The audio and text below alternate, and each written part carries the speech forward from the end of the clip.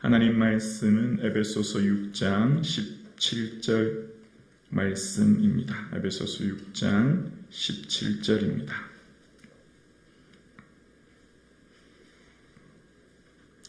한 목소리로 함께 합독하시겠습니다. 구원의 투구와 성령의 검 곧 하나님의 말씀을 가지라. 아멘. 하나님께서 저와 여러분에게 선물로 주신 구원의 은혜를 인하여 감사하고 또 기뻐하고 즐거워하는 은혜가 있기를 주님의 이름으로 축원합니다. 은혜를 인하여 믿음으로 말미암아 구원을 주신 이것, 우리에게서 난 것이 아니라 하나님의 선물인 구원을 어떻게 하면 잘 지켜갈지, 구원이 곧 영생이요, 구원이 곧 예수 그리스도요, 구원이 곧 우리에게는 하나님 나라이기에 너무너무 소중한 이 구원의 은혜를 놓치지 않고 또 이 땅을 살아가는 동안 잘 보호하여 마지막 완성에 이르기까지 다시 오실 예수 그리스도 앞에 주님을 만나며 주님 앞에 설 때까지 이 땅을 살아가는 성도의 삶이 어떻게 구원을 잘 지킬지, 그래서 우리에게 주신 유일한 무기가 바로 성령의 검이라고 오늘 이야기하고 있습니다. 로마 시대의 군인들이 쓰는 검이 크게 두 가지가 있었다고 합니다. 롬파이아라고 하는 길고 넓은 장검이 있었고, 또 하나는 백병정 때 가장 가까이에서 맞붙어서 싸울 때 쓰는 검인 마카이라고 하는 짧은 단검이 있었다는 겁니다. 이 짧은 단검은 방어용인 검신과 동시에 공격용 검이 있었다는 겁니다. 그래서 이것을 통해서 유일하게 적을 제압하는 무기였죠. 그러니까 오늘 지금까지 나타났던 6개의 로마 군사의 비유 중에 유일하게 검인 공격용 무기가 바로 말씀이다, 하나님의 말씀이다 라고 오늘 본문에 기록하고 있습니다. 신약 성경을 읽으면 말씀이 검이 된다고 하는 말씀을 끊임없이 반복하는데요, 그것은 이 히브리서에도 좌우의 날쌘 검보다 예리하다 기억나시죠? 그리고 요한계시록에서도 끊임없이 반복하는 게 그 입에서 좌우의 날쌘 검이 나오고, 요한계시록 1장 16절이에요. 바로 예수 그리스도로부터 그 입에서 좌우의 날쌘 검이 나온다. 또 버가모 교회에서도 그 편지들에게 말씀하시는 이가 좌우의 날쌘 검을 가지시니 라고 이야기합니다. 검. 계속 이렇게 반복돼요. 요한계시록 2장 15절에도 그 입에서 예리한 검이 나온다. 근데 특별히 주의해야 될 게, 잘 유의해서 볼 게 하나 있어요. 자, 말씀은 뭐라고요? 검이다. 그런데 그냥 검이 아니에요. 검 앞에 수식하는 형용사가 뭐냐면 좌우의 날선 혹은 예리한이라는 말이에요. 좌우의 날쌘, 도라고 하는 것은 한쪽 면만 날카롭게 되는 것이고, 검은 좌우에 이렇게 날선 검이 말하는데, 이게 수식어를 잘 유의해서 생각해야 돼요. 날이 섰다는 거예요. 날이 섰다. 그리고 예리하다는 거예요. 이게 수식어에 아주 중요하게 우리가 한번 생각해 봐야 될 것입니다. 여러분, 의사가 수술하는 집도의 칼이든 전쟁에서 쓰는 군인들의 칼이든 무뎌지면 더 이상 칼이 아니죠. 용도 폐기해야 돼요. 쓸모가 없어요. 아주 예리하게 그러면 어떻게 해야 돼요? 군대 가면, 논산훈련소 가면 처음에는 각개훈련 하거든요. 제식훈련해요. 앞으로 가, 뒤로 가, 멈춰, 이런 제식훈련하고 난 뒤에 하는 훈련이 이제 사격이에요. 사격 전에 반드시 총을 갈고 닦고 분해하고 하는 것을 교육해요. 그래서 총을 애인처럼 생각하고 목숨처럼 여겨라, 그렇게 교육합니다. 총이 너무너무 중요한 무기이기 때문이에요. 그래서 총을 항상 분해하고 조립할 때 잘 갈고 닦게 만들어요. 총에 이물질이 들어가거나 관리를 안 하면, 작동이 안 되면 유사시에 생명을 잃어버리거든요. 성경에서 검이란 말을 쓸 때는 좌우에 날서다 혹은 예리하다는 말을 왜 할까요? 검은 날마다 갈아야 돼요. 준비해야 돼요. 잘 갈아야 돼요. 검을 그냥 방치하면 녹이 슬고 무뎌져요? 그럼 검을 더 이상 쓸 수가 없어요. 그래서 검은 어떻게 해야 돼요? 늘 갈아야 돼요. 제 생각에는 로마 군사들이 검을 늘 잘 갈고 준비했을 거라 생각해요. 검은 뭐 하는 거예요? 준비해야 돼요. 유사시에 대비해서. 짧은 이 단검은 백병정 때 내 목숨을 지키는 것이라고 말씀드렸죠.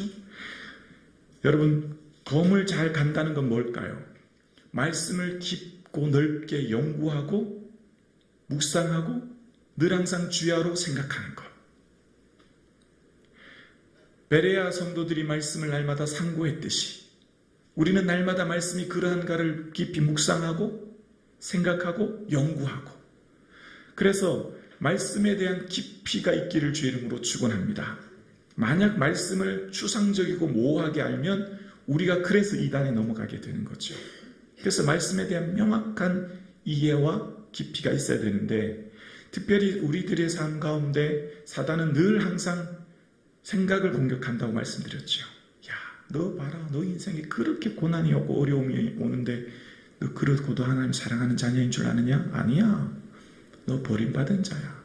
너 기도 응답 안 돼. 기도할 필요 없어. 뭐 그렇게 기도하냐? 응답도 안 되는데. 너 자녀들하고 너 인생 봐라. 너 건강이 그렇게 어렵고 자녀들 그렇게 어려운데 너 어떻게 하나님 사랑하는 자녀냐? 라고 점점 우리 생각을 공격하죠. 여러분 보세요. 아담에게 하나님이 분명하게 말씀하신 게 뭐예요? 선악을 알게 하는 나무의 열매를 먹으면 안 돼. 먹으면 죽게 될 거야. 분명히 말씀하신 말씀이 있어요.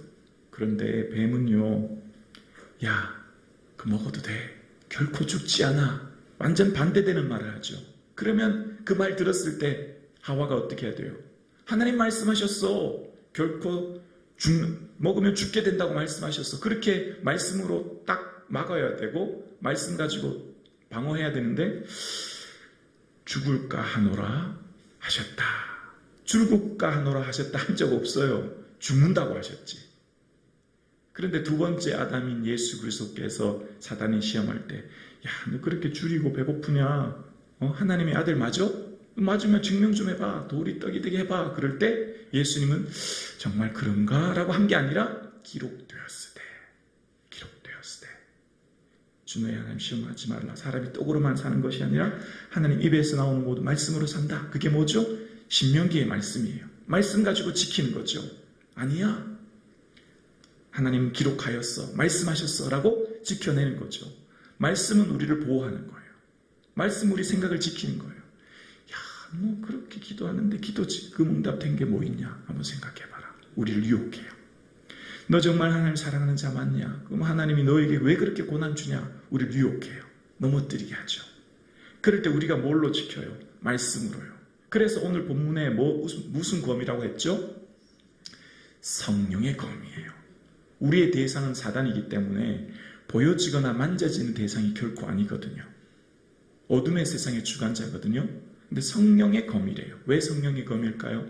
성령께서는 오늘 여기 이 관계대명사 호라고 하는 게 붙어서 검보다는 어쩌면 성령을 더 강조한다고 이 주석학자들은 얘기합니다. 그러니까 성령의 검이라고 하는 것은 우리는 우리 생각을 지킬 수 있는 힘이 부족하고 없기 때문에 성령의 인도하심 가운데 있어야 된다는 거예요. 그래서 여러분 기억나시죠? 요한복음 14장 26절에 말씀 기억합니다. 보혜사 곧 아버지께서 내 이름으로 보내실 성령, 그가 너희에게 모든 것을 가르치고 내가 너희에게 말한 모든 것을 생각나게 하리라.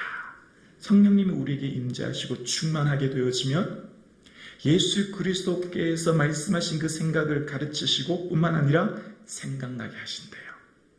그러니까 성령이 충만하면 주의 말씀을 생각나게 하고 주의 말씀을 묵상하게 되고 주의 평안 안에 거하게 되지만, 반대로 그렇지 않을 경우엔 사단이 우리 마음을 흔들고 불안하게 하고 근심스럽게 한다는 거죠. 그러니까 우리의 삶의 영적인 전쟁에서 지키는 큰 힘은 성령의 충만한 능력과 임재로, 성령의 온전한 다스림 가운데 있을 때 우리의 생각을 지킬 수 있는 말씀을 생각나게 하심으로 오늘 저와 여러분 성령의 충만한 은혜 안에 있기를 주의 이름으로 축원합니다. 그리고 정말 이 세상을 살아가면서 복이 뭘까를 또 생각하게 돼요. 여러분 복이 뭘까요? 여호와의 율법을 주야로 묵상하는 자인 줄로 믿습니다. 하나님 말씀하신 복이 있는 사람은요, 주의 말씀을 주야로 묵상하는 자래요. 그래서 비로소 알게 돼요. 아, 그렇구나. 왜 하나님이 우리에게 말씀을 주야로 묵상하고 그것을 즐거워하는 것이 복이라는 것을 이제 알게 되어요. 아, 여기에서 하나님의 깊은 뜻을 깨닫게 되죠.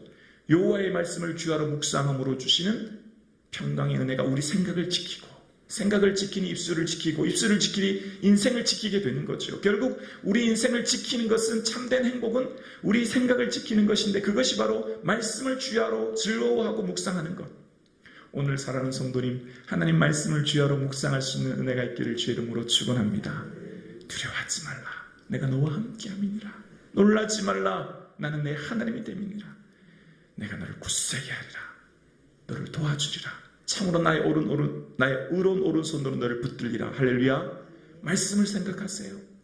자꾸만 우리를 괴롭히는 생각 속에, 염려 속에, 근심 속에 우리의 생각을 방치하지 마시고 말씀 붙드는 이 하루 되기를 주의 이름으로 축원합니다.